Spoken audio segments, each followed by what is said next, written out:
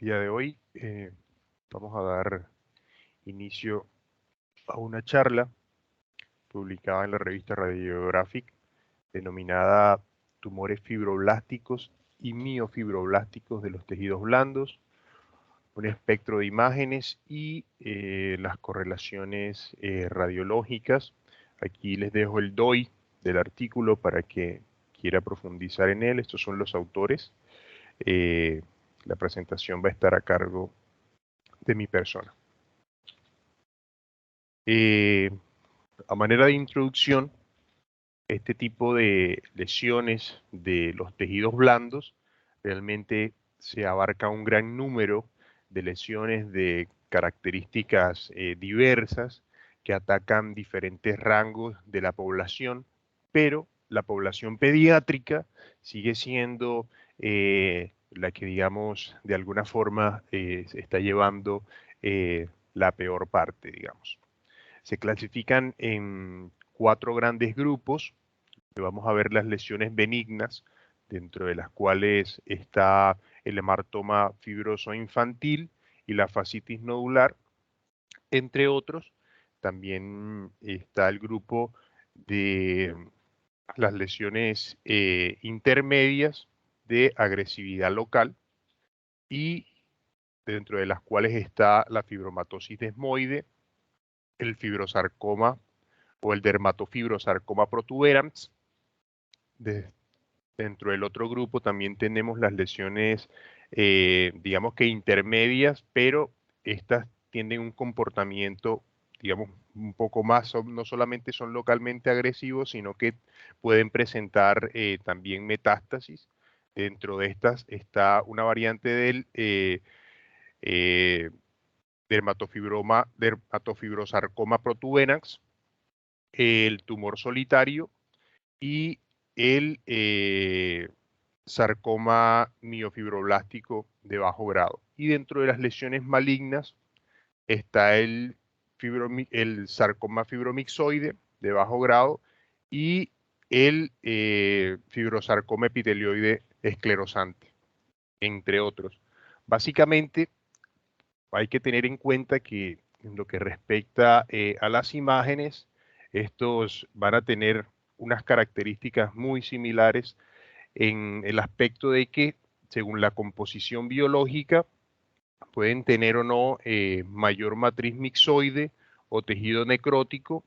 y generalmente esta matriz mixoide va a tener un comportamiento hiperintenso en lo que son las imágenes, mientras que cuando tienen comportamiento o tienen componente de colágeno, estos tienden a tener un comportamiento mucho más hipointenso en lo que son todas las secuencias de resonancia magnética. Entrando un poco más en lo que son cada una de las lesiones, iniciaremos con lo que son las lesiones benignas. Dentro de estas lesiones benignas, iniciaremos con el amartoma fibromatoso de la infancia. Básicamente, este se caracteriza por ser una imagen, se caracteriza como un nódulo, una masa de los tejidos blandos que tiende a ser de las partes superficiales, generalmente de las extremidades superiores, y tronco, generalmente es poco común y afecta a pacientes del mismo género, tanto femeninos como masculinos, pero tiende a afectar a pacientes menores de 2 años. Y la presentación, digamos que dentro de lo que se considera clásico de la lesión, es una imagen de tejidos blandos de crecimiento lento en lo que son las extremidades superiores, principalmente hombro y axila. Acá vemos una imagen de resonancia magnética de un lactante mayor de 9 meses que presenta, vemos tanto en resonancia magnética en plano axial, digamos, ponderadas en lo que es la secuencia ponderada en T1 y ponderada en T2, y vemos cómo en lo que corresponde a las imágenes, está a nivel del tejido celular subcutáneo, muestra una masa eh, parcialmente encapsulada, y esta tiene áreas grasa central, como lo podemos ver isointensas a lo que es la grasa del tejido celular subcutáneo, pero también podemos ver áreas de característica fibrosa o mixoide, digamos, en lo que son las secuencias ponderadas en T2 con supresión grasa. Esta es, digamos, que la característica fundamental de lo que es el amartoma fibroso de la infancia en lo que respecta a las imágenes. Otra de las lesiones que comúnmente vamos a encontrar dentro de lo que son las lesiones benignas o dentro de este grupo, digamos que las que presentan con mayor frecuencia, es la fascitis nodular. Esta, digamos que es una de las más frecuentes y se considera que representa lo que es el 10% de lo que son los tumores benignos de los tejidos blandos. Generalmente se encuentra en pacientes menores de 30 años y tiende a afectar mayormente lo que es el tejido celular subcutáneo profundo, tanto de las extremidades superiores, tronco, cabeza y cuello. Y al momento del diagnóstico tiene un tamaño que oscila aproximadamente de los 2 centímetros hasta los 4 centímetros en promedio. Acá vemos imágenes de un paciente masculino de aproximadamente 24 años y vemos en imágenes de ecografía a nivel del tercio proximal del muslo derecho en lo que es el tejido celular subcutáneo profundo. Vemos una imagen de bordes bien delimitados, de contenido más que todo hipoecogénico y una imagen francamente sólida que tiene una característica muy común en lo que es la fascitis nodular, que es que la han determinado como una cola facial, que es una aparente dependencia de lo que son las fascies musculares o las fascies superficiales de los músculos. Acá vemos en lo que son las imágenes de resonancia magnética ponderada en T1 y ponderada en T2, en un plano axial y en un plano coronal, y vemos en lo que es la región anterior de lo que sería el sartorio y el recto anterior, vemos una imagen que tiene esa misma dependencia, digamos, de lo que es la fascia superficial del tejido muscular. En este caso sería el grupo muscular anterior y vemos cómo presenta unos márgenes hipodensos, digamos, hipointensos, perdón, bien definidos y un contenido de isointenso al músculo bien definido,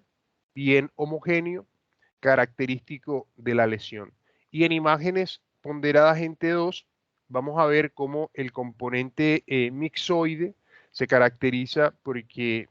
digamos, se presenta de manera hiperintensa, pueden ser de características homogéneas o heterogéneas. También dependiendo, como es el caso de muchas de estas lesiones, el componente fibroso va a determinar el comportamiento, digamos que de la intensidad en lo que son las secuencias, sobre todo ponderadas en T2. Esto siempre a tener en cuenta, digamos, este signo de la cola facial que también se presenta en otros tipos de lesiones fibromatosas. También dentro del contexto de lo que son las lesiones benignas, está lo que es la fascitis proliferativa o miositis, y generalmente estas fascitis proliferativa afecta mayormente lo que son las extremidades superiores. Dentro del grupo de pacientes se ha determinado que la zona o la localización más frecuente es el antebrazo y afecta a pacientes tanto de mediana edad como pacientes mayores en un grupo que abarca desde los 30 hasta los 60 años. En lo que son las características más representativas de lo que son las imágenes de resonancia magnética, digamos que es el método diagnóstico de elección para este tipo de lesiones, se presenta iso o discretamente hiperintensa en secuencias ponderadas en T1. Siempre tiene la característica que se presenta dentro del tejido muscular digamos que dentro del músculo, no tiene ese comportamiento que tiende a ser hacia la periferia, sino que siempre se caracteriza por ser dentro del músculo y además de ser hipo o discretamente isointenso en lo que son las secuencias en T1, tiende a ser hiperintensa en lo que son las secuencias ponderadas en T2, como lo estoy señalando acá, donde se evidencian las imágenes de resonancia magnética en plano axial ponderadas en T2, y en lo que son las imágenes con contraste en T1, muestra un realce, digamos que ávido, que generalmente tiende a ser este realce heterogéneo. Básicamente, esta es una paciente femenina que se presentó con dolor en lo que es la pierna, acá vemos lo que es la tibia y el peroné, y vemos en imágenes de resonancia magnética cómo hay una lesión dentro de lo que es el grupo muscular posterior. Esto sería lo que es el gastrocnemio medial, y vemos cómo esta imagen, digamos, tiene bordes bien definidos, pero tiene contenido en lo que son las secuencias T1 homogéneo, y en secuencias T2 también se puede evidenciar digamos, esta zona bien marcada de lo que podría llegar a ser una cápsula de la propia lesión, y vemos cómo en imágenes contrastadas presenta lo que es un realce ávido al contraste endovenoso, presentando edema perilesional de la lesión. Otro de las imágenes o de las patologías que podemos encontrar en lo que son las lesiones benignas son los fibromas de la vaina del tendón. Estas son básicamente lesiones eh, nodulares o nódulos indoloros que se presentan de crecimiento lento, y al momento del diagnóstico pueden presentar un diámetro aproximadamente de los 3 centímetros. Los pacientes mayormente afectados son hombres dentro de los 20 hasta los 50 años, y los dedos más afectados o el tendón más afectado son los tendones flexores de los 3 primeros dedos, pulgar, índice y anular. Dentro de lo que son las características de las imágenes de resonancia magnética, que básicamente es el método de elección junto con la ecografía, vemos lo que es una imagen de bordes bien delimitados que tiene áreas nodulares hipointensas, característica de lo que son las células fusiformes, que son células propias o características de lo que son los tendones. Aquí vemos en una imagen de histopatología que básicamente recrea lo que vemos en las imágenes de resonancia magnética. Estas son las células fusiformes, digamos que agrupadas en nódulos, y estos nódulos son de contenido en colágeno o en fibra abundante, lo que van a dar estas imágenes características de nódulos hipointensos en lo que son las secuencias de resonancia magnética, tanto ponderadas en T1 como ponderadas en T2. El diagnóstico, digamos, diferencial de lo que representa este tipo de lesiones son el tumor de células gigantes, y la característica fundamental para poder descartarlas es el realce ávido que presentan las lesiones tipo tumor de células gigantes, mientras que el fibroma de la vaina del tendón tiende a tener un realce muchísimo menos ávido que el característico de las células o del tumor de células gigantes. Este es uno de los parámetros, además de las características típicas de los nódulos hipointensos que vemos en las secuencias de resonancia magnética. También es muy válido descartarlo, digamos, de alguna forma con lo que son las imágenes o lo que son las secuencias contrastadas. Acá vemos aún más de cerca lo que son las características propias de la lesión, los nódulos hipointensos, dado a las fibras o a la agrupación de lo que son las células fusiformes característicos de lo que son este tipo de lesiones. Otro de lo que también hace parte de las lesiones benignas es el elastofibroma dorsal. Esta es una de las lesiones que muy frecuentemente nos encontramos en la práctica diaria y este tipo de lesiones tiene, digamos que una ubicación y una apariencia muy característica, tanto en lo que son las imágenes de resonancia magnética y lo que son las imágenes de tomografía, digamos que es el método que más, que más uno encuentra o que más se ve este tipo de lesiones. Tiende a tener una mayor frecuencia en lo que es la población femenina y tiene una edad promedio de aproximadamente unos 65 años. La característica o la localización típica de la lesión es a nivel infraescapular, digamos en lo que es por debajo de lo que sería el músculo dorsal ancho y en la fascia muscular profunda del músculo serrato mayor también. Tiende a tener un, digamos que un predominio unilateral, pero se encuentran de manera bilateral en aproximadamente el 30% de los pacientes. En lo que respecta a las imágenes, lo que mayor, por con lo que característicamente se puede diferenciar en lo que son este tipo de lesiones, acá vemos el caso de una paciente femenina de 62 años que de manera incidental, digamos, se encontraron este tipo de lesiones y lo que podemos ver en las imágenes A, que son imágenes de tomografía en plano de tejidos blandos, y vemos cómo a nivel de lo que es el dorsal ancho y en las fascias profundas del serrato mayor, vemos una imagen de tejidos blandos y su atenuante, digamos, a lo que es el músculo. Y esta imagen se presenta de bordes discretamente mal definidos y de localización en lo que es la punta de la escápula. Se encuentra de carácter bilateral. Vemos que no tiene comportamiento infiltrante, sino que se encuentra tejido graso mayormente delimitando lo que sería la lesión, no tiene compromiso, digamos, de alguna forma infiltrante en lo que son el tejido eh, perilesional. Acá vemos imágenes también de lo que es una resonancia magnética en un plano coronal ponderada en T1 y la imagen de resonancia magnética, digamos que nos va a brindar básicamente eh, una información mucho más precisa de lo que es la lesión. Y acá vemos las características francas que son bandas hipointensas, difusas, entrelazadas, digámoslo así, por bandas hiperintensas. Y esto generalmente, como lo podemos ver en lo que es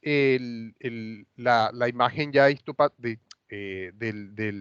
la lesión como tal, la resección de la lesión, vemos como esta imagen hiperintensa son tejido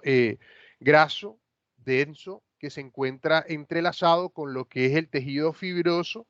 que se encuentra caracterizado por esas bandas ricas en fibra o ricas en colágeno que vamos a ver en las secuencias de resonancia magnética ponderadas en T1 como esas bandas hipointensas características de lo que es la lesión como tal. Es un hallazgo muy típico y muy frecuente de lo que es el elastofibroma dorsal.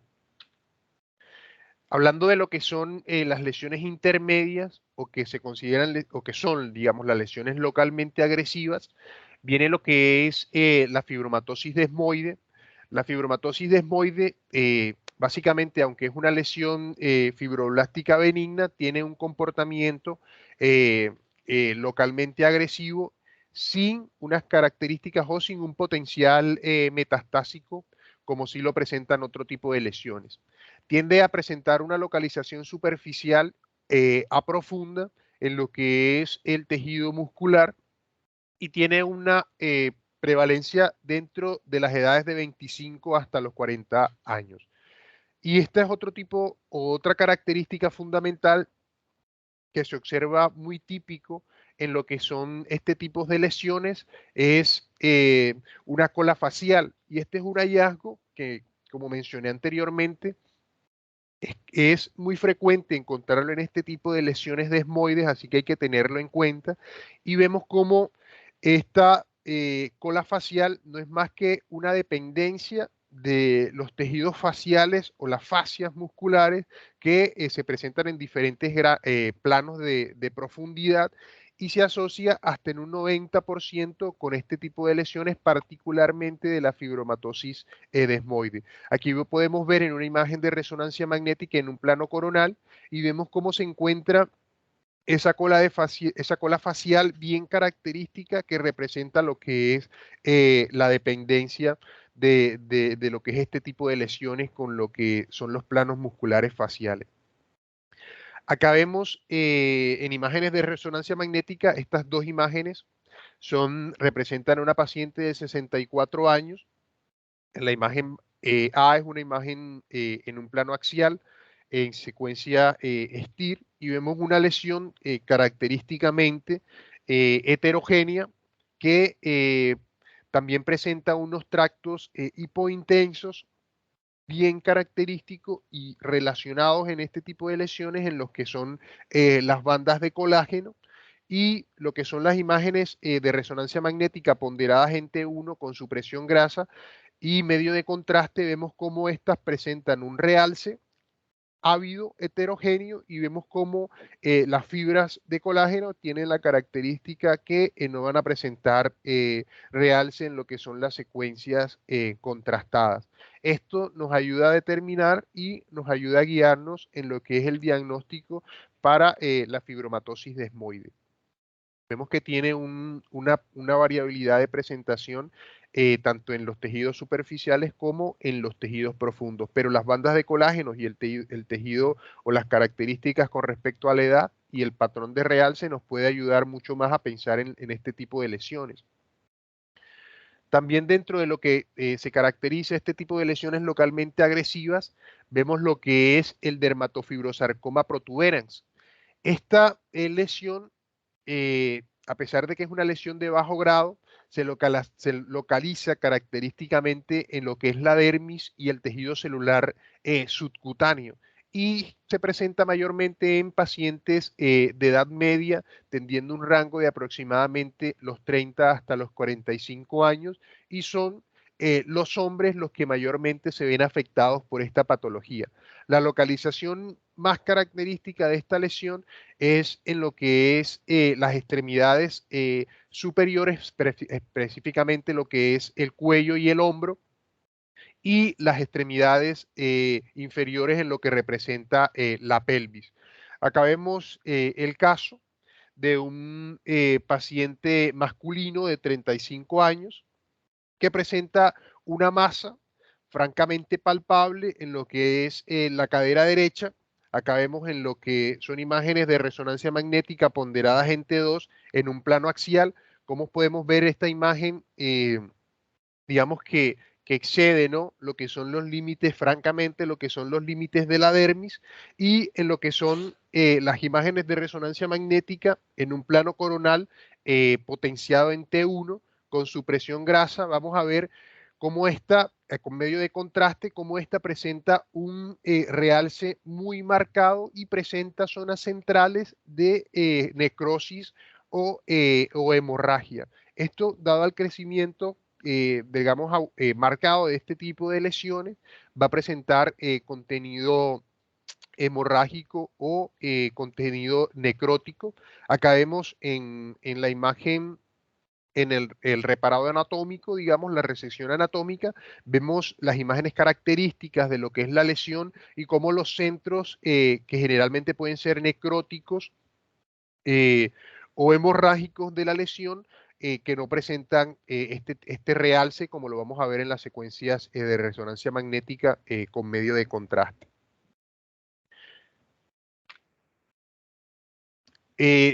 Dentro del otro grupo de lesiones, este es el tercer grupo de lesiones, que ya son las lesiones, digamos, que se consideran intermedias, pero este tipo de lesiones rara vez metastatizan. Dentro de este grupo, que representa el tercer grupo, está el tumor fibroso solitario. El tumor fibroso solitario extrapleural, cabe resaltar, son tumores mesenquimales de características fibrosas que presentan un patrón vascular que se considera un patrón hemangiopericitoma. Pero básicamente este patrón vascular inicialmente solamente se daba este tipo de lesiones, pero digamos que ya se ha ido como estigmatizando lo que es este patrón, y lo que caracteriza este patrón clásico, digamos, de patrón vascular, a pesar de que es característico de imágenes histopatológicas, vemos que este patrón vascular representa un vaso, digamos, principal, y que este vaso principal se va distribuyendo en manera, pues así lo determinan, como un cuerno de alce que se va ramificando de alguna forma a lo que es toda la lesión. Entonces, digamos que puede ser un hallazgo que nos puede ayudar como para ubicarnos cuando encontremos este tipo de lesiones. Generalmente se presenta en adultos desde los 20 hasta los 70 años, y la localización más frecuente tiende a ser la pelvis intrapélvica y en los tejidos celular subcutáneo hasta en un 40% de los casos. Y su comportamiento tiende a ser agresivo hasta en el 10% de los casos, generalmente caracterizado por invasión muscular y áreas de festoneado endóstico sobre el músculo, el tejido óseo que se puede encontrar cercano a la lesión. Acá vemos el caso de una paciente femenina de 52 años. Vemos en lo que es una tomografía en un plano de tejidos blandos, y vemos cómo hay, digamos que una imagen expansiva, pero no de características francas infiltrantes, que tiene bordes bien delimitados en la gran parte de la lesión, y se encuentra con una señal básicamente, una intensidad básicamente muy similar a lo que es el músculo adyacente. Pero cuando esta imagen, digamos, se presenta en un contraste, vemos cómo hay una vascularización, digamos que de forma central. Vemos un vaso central de la lesión, y vemos cómo este va presentando un patrón francamente heterogéneo en lo que son las imágenes contrastadas. Digamos que estas características de lo que es este tipo de lesiones del tumor fibroso solitario extrapleural son, aunque pueden presentarse en otras lesiones, nos ayudan, digamos que en el contexto del paciente, de la localización, a tenerlo en cuenta como un diagnóstico diferencial. Otro de las lesiones que también se considera que rara vez metastatizan es el fibrosarcoma infantil. Este tiende a afectar o atacar, digamos, a los pacientes en su primer año de vida. Tiene una franca predilección por lo que son los varones, y a pesar de su nombre similar al fibrosarcoma, esta variante, digamos, que se presenta en la infancia, tiende a ser mucho menos agresiva de lo que es en la fase adulta o en la población adulta, y generalmente tiene una mortalidad que es menor al 5%, y tiende a afectar lo que son los tejidos blandos de las extremidades superiores, y digamos, en sus extremos distales, tanto que lo que es el antebrazo, la muñeca, y también puede presentarse a nivel de los dedos. Generalmente el diagnóstico se hace a través de la resonancia magnética, y tiene una característica fundamental, que se presentan como masas infiltrantes heterogéneas que tienden a ser isointensas al músculo, y en T2 tienden a ser hiperintensas con realce heterogéneo. Acá vemos un caso de un paciente lactante menor, que presenta, como lo podemos ver en las imágenes EA, es imagen potenciada en T1 en un plano axial. Vemos que muestra una lesión expansiva, discretamente infiltrante o infiltrante, que presenta una intensidad intermedia a lo que es el músculo, con unos sectos internos hipointensos en lo que representaría el colágeno, ¿no? Característico de este tipo de lesiones. En lo que son las imágenes de resonancia magnética, tanto ponderadas en T2 con supresión grasa, como lo que es la ponderada en T1 con contraste endovenoso, se evidencia este realce heterogéneo característico de lo que es la lesión, y vemos cómo en todas las imágenes de resonancia magnética persiste esta señal hipointensa que tiende a ser nodular con bandas hipointensas, característico de lo que son las fibras de colágeno. Este tipo de lesiones también puede presentar, como lo vemos en la resección histopatológica, áreas necróticas o hemorrágicas que se pueden presentar en lo que son las lesiones o el fibrosarcoma infantil. Y dentro del cuarto grupo, que son las lesiones, subí una diapo.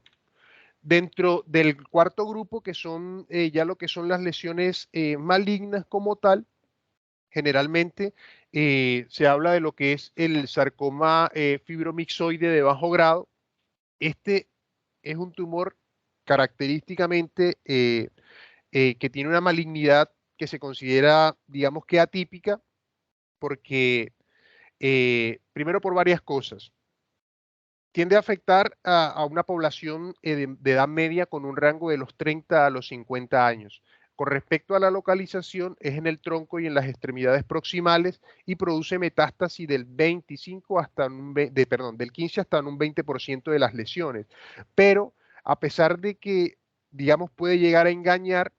lo que es no solamente es el comportamiento quístico, sino esta banda bien delimitada de lo que representa la lesión, como lo podemos ver, presenta en todas las imágenes de resonancia magnética una banda bien fina, externa, que digamos que separa la lesión de lo que es todo el tejido perilesional, pero su contenido es francamente heterogéneo, de comportamiento quístico, presentando sectos internos, que estos sectos internos generalmente también están asociados a componentes sólidos con un franco realce heterogéneo en todo lo que son las secuencias, en todo lo que es la secuencia de contrastada. Acabamos de ver en un reparado anatómico cómo se encuentra, digamos, esta característica de lo que sería una masa bien circunscrita, eh, multinodular, con característico del tejido fibromixoide propio de la lesión, lo que le va a dar esa característica hiperintensa en lo que son las secuencias de resonancia magnética. Otro tipo de lesiones que también se consideran dentro de este grupo de lesiones, digamos que malignas, es el fibrosarcoma, que ocurre en gran parte en los pacientes adultos mayores con un rango de población dentro de los 60, digamos que hasta los 80 años. Generalmente afecta más a la población masculina y surge tanto en las extremidades, preferiblemente las extremidades inferiores, y lo que es la cintura o la pelvis. Aproximadamente el 50% de este tipo de lesiones tiende a tener una ubicación intramuscular y tiene una alta tasa de metástasis, hasta un 80%. Por eso es necesario que cuando se considere un tipo de lesión mixofibrosarcomatosa, como en este caso, y tenga un comportamiento o una invasión muscular, se sospeche de que puede el paciente tener este tipo de lesión y considerar